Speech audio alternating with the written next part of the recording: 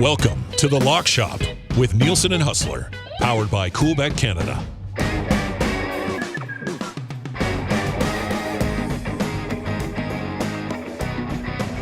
Happy Friday, Lock Shoppers. What is up? Huss and Jake Bolin Moss in with you today. We will be reviewing the carnage at Troon in the Open Championship. Reset CFL lines and picks for tonight. Some more line movement in this Elks-Ottawa game in the aftermath of the Chris Jones firing. And if we have time, we might even take a little look at a few NFL futures right now as training camps are underway. JBM, what's going on?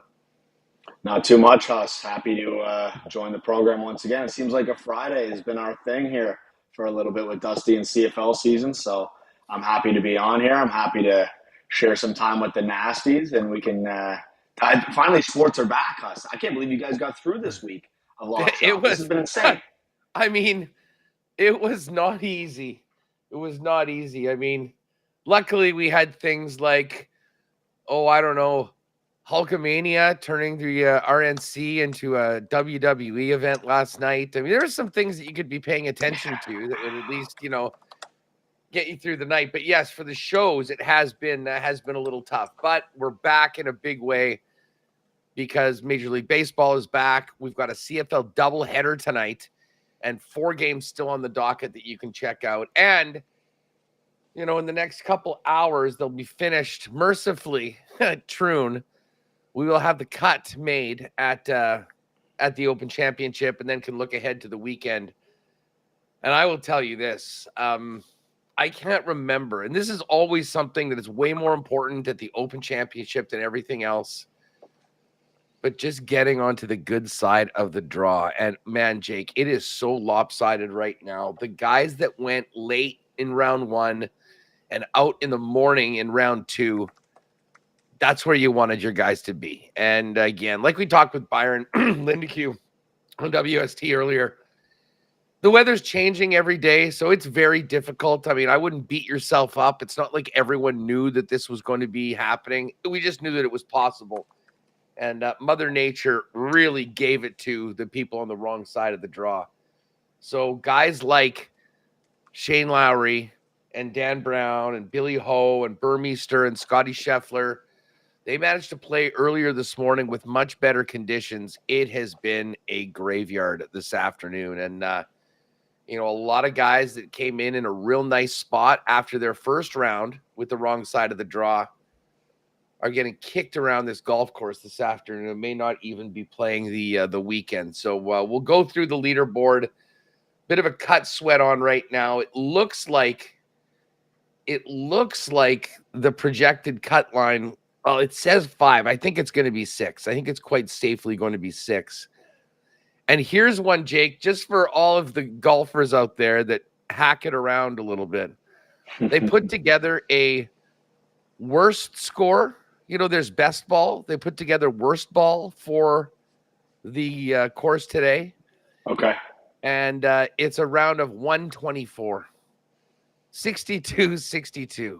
There's basically been a double or a triple on pretty much every single hole on the golf course. And like we've seen, one mistake into the gorse bushes or into one of these bunkers can absolutely jam you up. And it seems like it's happening to everyone. But so we're seeing some of the best of the world get humbled in a big way. Did you see this guy at the bottom of the leaderboard, plus 23, Aguri Iwasaki, took back-to-back 9s on the back 9? He went, this is his back 9. Bogey, par, double, 5x bogey, 6x bogey, par, and then triple bogey, 52 on the back. Unbelievable. 91 he shot today. 91. Oh my God. He was 4 over after the 11th hole, and he was 17 over after the 14th hole. He went 13 over 3 holes and then got it together with 3 pars. And then just for good measure, dropped a triple in on 18 to finish up shooting 91. That 39-52. That sounds like me. You have a great run on the front 9, get a few too many beers in you, spray it all over the place, and go 39.52 for 91. Huss, I'm playing golf tomorrow. If I shoot 91, that's going to be like a great round for the year. I'm going to be very content with that. So I don't envy the guys out on the course right now, especially like you said, this afternoon wave has been beat up. The one guy we were talking about offline, Justin Rose, incredible round from him. Great putt on 18. Him and Lowry made a couple great putts on their last holes of the day. And, you know, he's right there with Lowry as well. I believe he was a qualifier from what I was listening to in the broadcast. They said he was one of the English qualifiers. So I don't know, maybe he wasn't qualified for the tournament. He's in the top two right now in a tie for second with Brown. So, you know, he'll be. I think that must have meant Brown was the qualifier. I mean, okay, Lowry's the defending champion, right? Like he won. Not Lowry. Rose. Rosie. Rose. Oh. I don't know. Someone correct me if I'm wrong, but I thought they said both him and Brown were qualifiers up near the top of the leaderboard there. And I mean, like you said, draw is a big part of what this leaderboard looks like right now. The guys who went afternoon, morning, clearly have the better draw. Lowry looked great again when I woke up today, watching him take some shots. But the rest of the guys down low right now are just battling to get into the weekend at this point. Check out the chat. Hey, P. Greggy's in the house. What's up, Patty? He's just mentioning, check out the bet cards at Coolbet. You know, we'll go through those in a minute. 100%. You can sort of pop through what we've got cracking today. Big Maple is ready for UFC. Maybe my consistently most favorite Coolbet promo is the $25 free bet on UFC. Bet $25 on one of the fights, and then win or lose, get a free $25 bet on Monday. I'm not the expert in UFC, but it kind of feels like it's a no-risk wager. So let's do it. But Big Maple's firing in the chat right now. You can check those out. And shout out to the rest of the gang. There's Duck Dad in the house, Mark Amp, of course, Big Maple, and Spency 5 Stency. What's going on? Yes, and Pat's going, Aguri, one of us. Pat also said Rose was a qualifier, so I did hear that incredible. Right on the broadcast. I mean, this is a guy that has he broke onto the scene as, I want to say, a 16-year-old at the Open Championship, and then, you know, turned pro, unlike a lot of guys. And obviously with the Olympic win and everything else that he's done, he's had an incredible career. But this would be something. He has been, listen, the degree of difficulty of the golf that Rosie's played compared to everyone else has been significantly greater. They should almost give him a couple strokes. Just give him, okay, you're at -7 with Lowry because of what you've been through.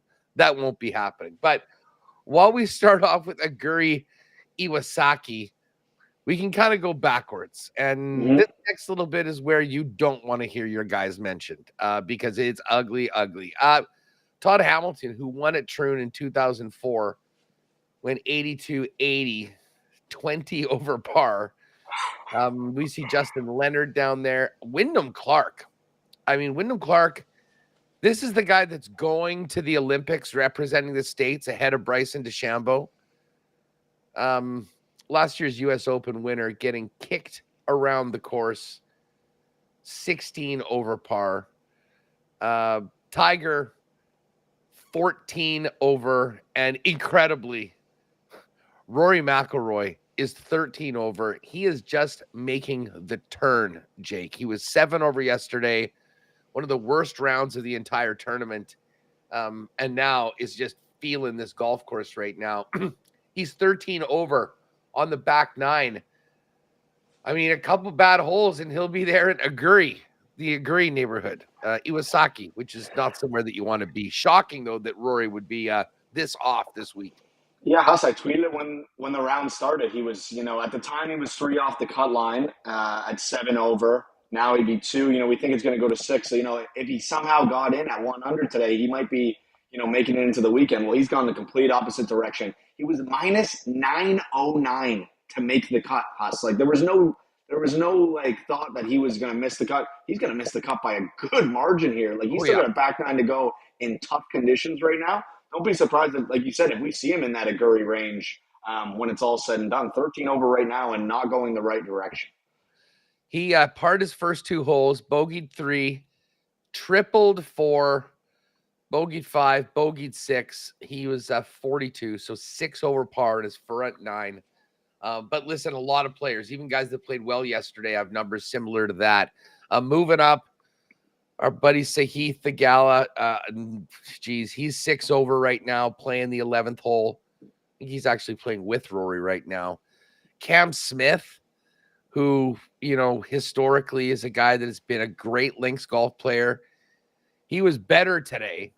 He shot an 80 in the first round. He was 74 today, but he won't be playing the weekend. Moving up for other significant players, my guy Tom Kim and Ludwig Oberg. I mean, both of these guys, the front 9 played so difficult for the guys that came out late. If you were in and around that, I mean, unless you put together a round like Justin Rose, so it is possible, you were probably done. And a guy that got a lot of love from me, Tom Kim, and listen, Ludwig Oberg, I didn't have him on the card, but he's been so good this year. He was peppered around DraftKings lineups and outrights at Coolbet. They're both at 10 over par right now. Other guys that are likely to miss the cut, Matthew Southgate, Francisco Molinari, Minwoo Lee finished up at 9 over par today, and he's 9 over for the tourney. I mean, again, even par, was in a great spot going into today's round at even. 9 over, not going to be there for the weekend. Denny McCarthy. Who else do we have? Victor Hovland. Now, some of these guys are in a spot where it is reportedly calming down a little bit, although funny enough, this is when the wind would help you mostly when you're coming into the course. Right. But Vic Hovland is 8 over, playing 11. Adam Hadwin, 8 over, playing 14. Nick Taylor's 8 over, but he's on the 18th hole, so you can pretty much kiss him goodbye. Louis Oosthuizen had a much better round today. He's still at 8 over. Henrik Stenson, who won here in 2016 at Troon, who won't be playing the weekend, he's at 8 over. And now we get into these guys that are right sifting around the cut, trying to make it happen. I mean, Will Zalatoris is 2 over for his round today, 7 over, starting his back 9, so it's possible that he could get down there. Now, here's some real interesting names. Bryson DeChambeau, Bobby Mack, Tommy Fleetwood, all at 7 over par. You might have a chance at 6 over. You will definitely make the cut if you can get to 5 over. So, I mean, the birdies aren't just being handed out, and there are so many bogeys and doubles out there, Jake. But Bryson, Bobby Mack, and Tommy Fleetwood, definitely guys to watch over these final few holes to see if they can make the cut. Akshay Bhatia finished at 7, so he in all likelihood will not be playing. And then we get to the 6s, and this, as I said, this could very well be the cut line. Keegan Bradley's got his back 9 to play. He's at 6. Sungjae Im's in at 6. Matt Fitzpatrick is in at 6. He was 7 over today after being 8 over yesterday. 1 under yesterday. And how about Ricky Fowler? Ricky had a terrible round, 79, comes back with a 69, benefited by a nice draw time. So it looks like there's a good chance of Ricky playing on the weekend. And then we go to this cut line right now that is going to be a sweat for everybody involved. Max Homa starting his back 9 at 5 over. Aaron Rise got 3 holes left. He is at 5 over. We've got Adam Scott, who's in at 5 over. He'll play the weekend. Phil is going to play the weekend. He's 5 over. He had a nice round. He's had 2 actually relatively nice rounds quite quietly. Justin Thomas, who had that great 3 under yesterday, he's going to be in at 4 over par right now. Just continuing up this list, Benny On, Kurt Kitayama, Rasmus Hogart's looking like he'll be playing as well. Jordan Spieth, 3 over. Sam Burns, 3 over, looking quite good. Tyrrell Hatton, 2 over par. He's got work to do, though. He's on the 11th hole, but definitely in a very good spot right now. Dusty's got some nice guys right now. Alex Noren is 2 over after a 69-75 start. I know Dusty's got an outright on him and a couple of other props. Hollywood Hoagie, Sepp Straka, John Rahm, 1 over par right now. Mac Hughes, will play the weekend at 1 over. Colin Morikawa, Brooks Koepka, DJ, all at 1 over. And now we get to the guys that are actually, I think, legitimately have a chance to win. You could go all the way to +1, maybe +2, based on what could happen on the weekend. But I was gonna say to you, Huss, like these numbers are gonna open up again once the rounds close out. We're gonna get the outrights up again. They'll be live all weekend. Like at what number would you say, okay, this guy's got no shot, basically? Like where's your cutoff? +1? I would say 2. I mean, Two? the threes, 10 shots back. I Right. mean, historically, the Open Championship always had a cut of, top 70, but everybody within 10 shots of the lead could do it. They don't do that anymore. But I think that was sort of based on that's sort of the window where you could potentially win. I mean, I guess if one of the threes went out and shot a 65 when everyone else is going out, I mean, you could get right back into it.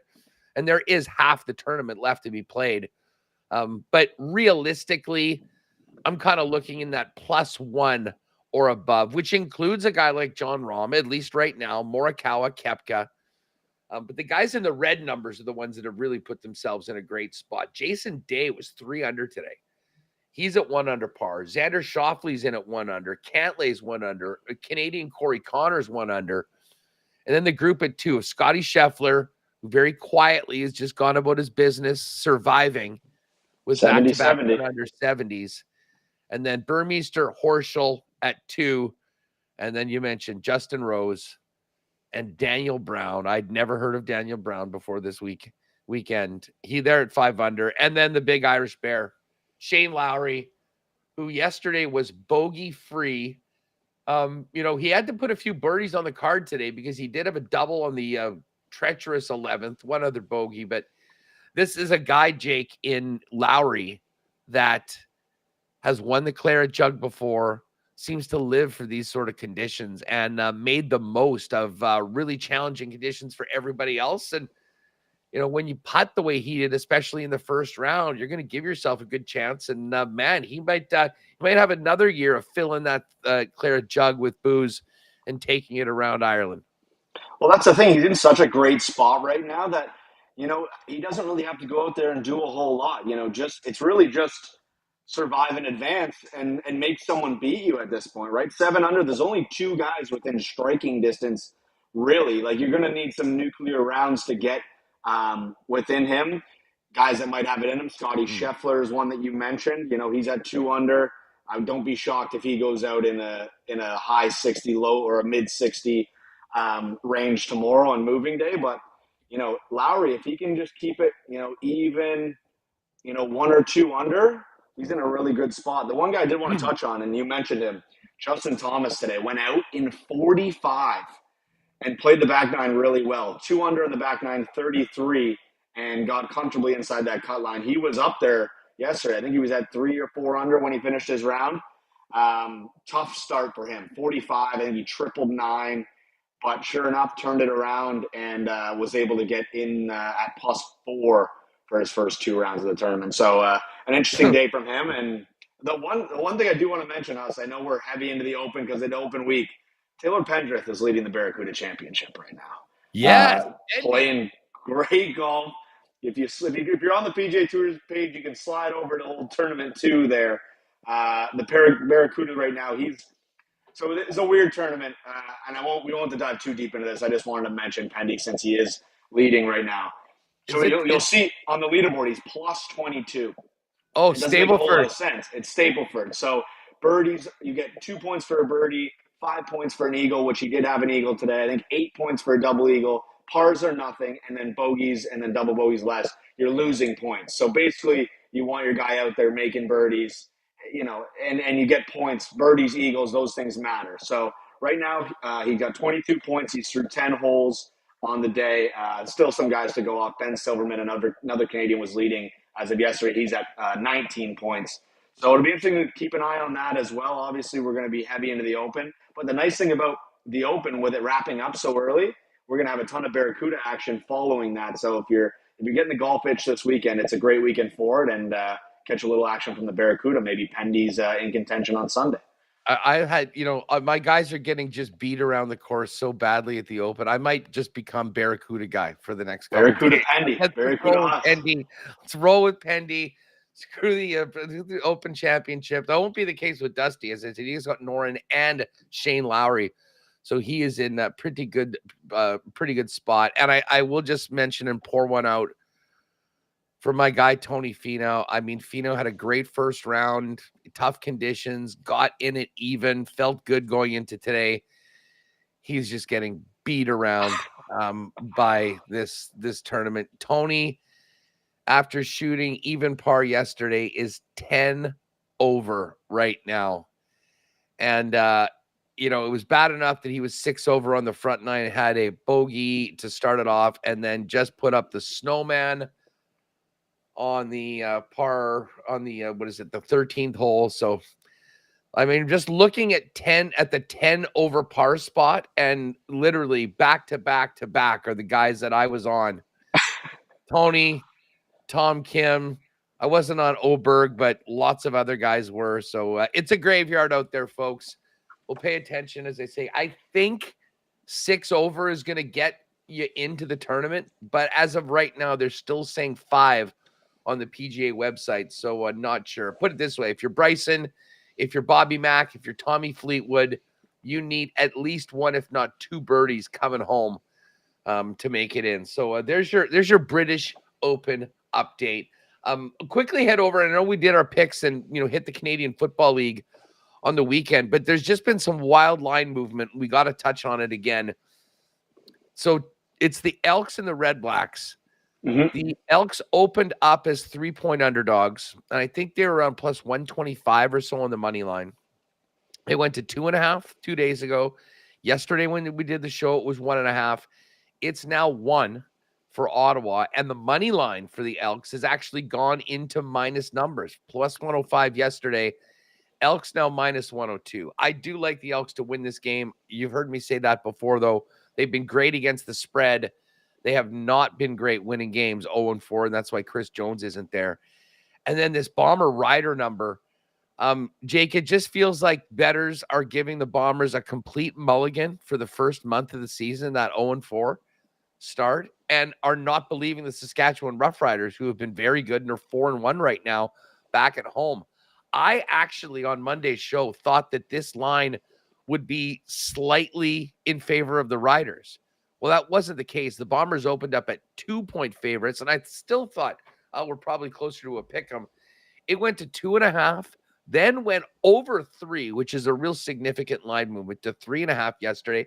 It's at 4.5 today, and we saw the exact same thing happen last Friday, where the Bomber number drifted 3 entire points over the course of the 3 days heading in, to the point where if you bet Winnipeg minus 3.5 when the line came out, you won. And then you could have bet Calgary at any point after it went to 4.5, closed at 6.5. And of course, the Bombers with that 4-point win hit the middle right now. And I would say there's probably some people with a Bomber ticket at -2 that are thinking about doing the same thing, hitting Saskatchewan on the other side at 4.5, giving yourself the opportunity with, listen, if you wanted a prediction for this game, I'll go Bombers by 3, which would be right there in that zone. It's a big number to expect the Bombers to cover against a great defense, but that's been the trend for the Bombers. Get on them early because that number is going up over the course of the week, even after the start they've had. Listen, I just can't believe the disrespect for my Rough Riders in Ryderville, and now they're up to 4.5. That's only moved as of recently, Huss, because it was 3.5. Scheduling some stuff for the afternoon, and it was 3.5 when I made it. So I'm gonna have to fix that. I'm gonna have to tweak that tweet up a little bit, but.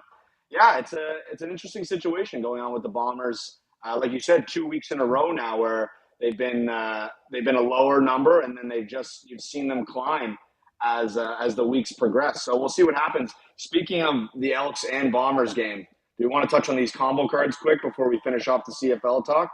Let's do it. Why don't you roll out what's up on the? By the way, they look great right at the top of the page. You just click on Coolbet.com. Right there, starting off with the game of the day, the battle of the prairie rivals, Bombers and Saskatchewan tonight, 8:30 Winnipeg time. Yeah, so listen, we've had the game of the day for a long time. We set that every week. We set what the game of the day is going to be, and then you get your 5% multiplier, and there's a boring game guarantee where, you pick a side, you can get your money back depending on various stipulations. It's all in the TNC depending on what sport it is. But anyways, next to the game of the day, you go to the main Coolbet page. Right when you log in, you'll see. And I had a video about this yesterday. We had some promo out the day before as well. These are our combo cards. So we talked about it a little last week, and now we're really starting to roll with these. The process is becoming a lot simpler. Patty's really been diving into these. And these are it's just like our exclusive. We're boosting numbers on very simple parlays. So, for instance, Patty's got one here, West Coast, Best Coast. It's the 3 West Coast teams in the MLB to win tonight: Dodgers, Mariners, and San Fran Giants. All to win. That's boosted from plus 472 to plus 564. And we have our lock shop one. This is for the community, but now it's up top with the combo cards. It's the Bombers and Elks both to win, boosted from plus 199 to plus 237. If you scroll over a little further, we got a Playmakers one, Kalaros 2+ passing TDs, Otani 2+ bases, and Judge 2+ bases. That's boosted up well over plus 600. We've got Pound the Rock, another exclusive that we like to roll out. Got it up in the combo cards. Brady Oliveira, 69+ yards and a touchdown. And then Kevin Brown, 42+ yards and a touchdown. And then our Chalk It Up parlay. If you scroll over a little further, it's the Chalk It Up for week 7. Lions, Argos, Bombers, and Red Blacks all to win. Obviously, that Red Blacks Elks line is very tight right now. Plus 519 boosted up to plus 605. So, I talked to Patty before we jumped on here. Maybe you and I consider putting a double play. Maybe we can get it up in the combo cards. I know the DGen Den is going right now. I believe Albie messaged in the chat there that they had something cooking there as well. So I'll have to pop over there, and maybe we add a few more before the night is over. Huss, what do you think about that? I'm definitely in. I'm actually good. I just fired it up. I won't get into this. Maybe we'll talk about this more next week when I have some of the footage, but I was involved in the professional wrestling game last night. Got into the ring, mixed it up with some dastardly individuals, but I got back sort of late afterwards. It was just getting going for round 2, and I fired a couple of combos. And I woke up just assuming that whenever I make bets that late, they're probably going to blow up in smoke. Every time. Absolutely not. We had the Nikolai Højgaard and Sung Jae Im combo, both at minus 110, come through at plus 301. So nice. I will be getting on the lock shop for the community combo card. It's a nice boost. Bomber, I'm not touching that line. And I do like Edmonton to win, even though it's a little bit less right now. We've got the boost. So Bombers, Elks. Let us make that happen. And we can get to MLB in just a second. I touched on UFC, and I know Big Maple has been firing away with some of the picks that were going in. Usman is the guy, and I was thinking, he has, these are the names that he has for a plus 688 parlay. And again, if you want to use the free bet on that, go for it. Usman, Gibson, Maverick, and Lemos. And I'm just going through that. Usman's minus 137. Amanda Lemos is plus 105. Maple, in chat, fire out your best single wagers. If we're just gonna fire this $25 one on a bet that we want. I often will take a slight plus money. But I don't know, Jake. I mean, I'm no UFC expert, but I mean, you see lines like this, minus 137, plus 116, plus 105, minus 122. I find there's a more, for fights that are relatively closely handicapped, I mean, I find that you're almost better off going with underdogs in UFC than you would be when we're talking about favorites or underdogs of that same note in, say, football or whatnot. It just, anything can happen with judging, one shot in these ones. So, I mean, to me, I look at anything kind of minus 135 or less as almost a pick 'em, and take the guy that you like and get it in. Yeah, it truly feels like, this could go either way, especially at the numbers you're talking about. Like, we're talking about slight dogs in minus 137 to a plus 116. I do want to shout out Big Maple. I know he's on Twitter every week posting, his favorite parlay, his different cards, loyal cool better. So shout out Big Maple. I do see you all the time, tagging us, tagging myself as well. Keep it going. We love to see the support for the book, and yeah, I hope the UFC picks have been good to you, and obviously with our UFC promo, I'm sure that's helping even when the picks aren't as good as we hope. So Amanda Lemos plus 105 is one of the Maple Fires. Mohammed Usman at minus 137. And I believe Durden as well, minus 102. Like, these are all this card, more than any I can remember just from reviewing the lines. I mean, there's a lot of basically pick'ems, Jake. I mean, Carolina minus 110, Pudlova minus 106. You got Rajabov minus 116 and Ogden minus 102. Durden minus 102, minus 116. I mean, these are coin flip. Like, at least by the odds for the most part, very, very slight favorites.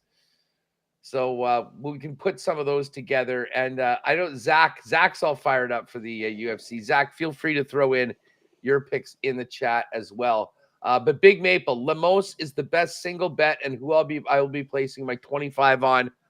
That's all I need to hear, Big Maple. Lemos is it. We're sold on that. And that is the sort of guidance we lean on from the chat. Amanda Lemos plus 105. Perfect one for the bet. And I might put a little sprinkle on that combo too, pushing about 7-1. So there's UFC gets going. And by the way, last week it was on Saturday and I was watching the Canada game and I realized, oh, it's UFC tonight. I got to get my bet in. And I went down and I'm like, oh yes, Patty the Batty, right on. Made it. And then realized I had bet an event 2 weeks in advance. It's not even this week as well. So I'm in on Patty the Batty for next week. And actually the line's gone from plus 115 to plus 110. But if you're looking to make that happen on the wager, do it for the fights that are this Saturday. Take it from me. Yeah, always double check the card before you're placing these bets. Obviously, Big Maple's diving in. He knows the card probably definitely better than I do. So, keep your eye on the card before you're pulling a Huss and throwing a little money on Patty, who's fighting in a couple weeks here. Just can't wait for that fight. I was just that geek. Get a little piece of Patty the Batty. All right, well, let's head over. Like next week, as we get into just the first couple days of the week, we're gonna have to fire in on some Olympic futures. Those are up right now. You can just check the Paris 2024 tab, and I think we'll really dive into that Monday, Tuesday before things get going on Wednesday. But as we mentioned, Major League Baseball is back, and a full slate of games coming out of the All-Star game. Just a quick note.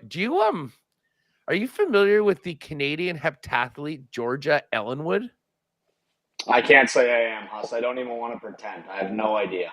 Well, you need to step up your Instagram game as far as who you're following. You are the king of Instagram, Huss. You are the king of Instagram. She's in a follow. I mean, like, great athlete, as they said, Canadian heptathlete, gorgeous. When we were all focusing in on Paul Skeens and Livy Dunn, Georgia Ellenwood, the Canadian heptathlete, showed up with Adley from the Orioles. And everyone was looking at his ridiculous. It looked like he had the puffy shirt from Seinfeld. I missed it, first off, that she's going out with him, which was a completely wild, like, wait a second, moment. But anyways, good follow. Heck of an athlete. Very funny. She does some good work on there. And obviously now has a budding romance with a young star of Major League Baseball. But we're back. And just before we get our picks today, Jay is minus 118 at home against the Tigers. Jake, how are you? Where's your mental state going into the second half of the season for the Blue Jays, considering where they're at right now? And of all the teams listed to make the playoffs at Coolbet, the Jays are not one of them. Yeah. I talked to Ev and I was like, can we get the Jays on? He's like, sure. He kind of laughed at me. I was like, the number is going to be outrageous because, listen, they're not going to make the playoffs. The unfortunate thing right now, Huss, and I spoke to someone about this and they mentioned it to me, is like, are they just going to remain kind of middle of the road, like not make any big moves because, and this is crazy to say out loud, because of all the renovations they're doing at Rogers Center, they still want to have a draw. The minute you start selling off assets, like, you think people aren't going now? The minute a Bo Bichette's out the door, or even if it's a Vladdy, you really hope that's not the case. But the minute those guys start heading out the door, who's going to watch this team play? And they're doing all these renovations. They're pumping a ton of money into the stadium. And we're going to end up with a team who's, going to be faltering here for the next couple of years. Pitching's been incredible. We've talked about it. But listen, the timely hitting has just not been there the last 2-3 seasons now. There hasn't been timely hitting when they've needed runs. They haven't been able to get it done. I'm not looking forward to the second half of the season. And I'll be honest with you, I'm kind of hoping they do sell a bit. Let's bolster that farm system up because we know it's a bit struggling a bit right now. Bolster the farm system up, get some picks, fall down the rankings, get a better draft pick for next year, and build on what is going to be here next year, not necessarily what's here right now. So you don't want these guys to just walk and get nothing for them. We've seen that happen in the past with some of these teams in the city. You don't want to see it happen again. If Bo Bichette, is a guy that, you don't think is going to be worth re-signing, I'm sure he has a ton of value out there to a team that is in the playoffs, is going to make a run at it.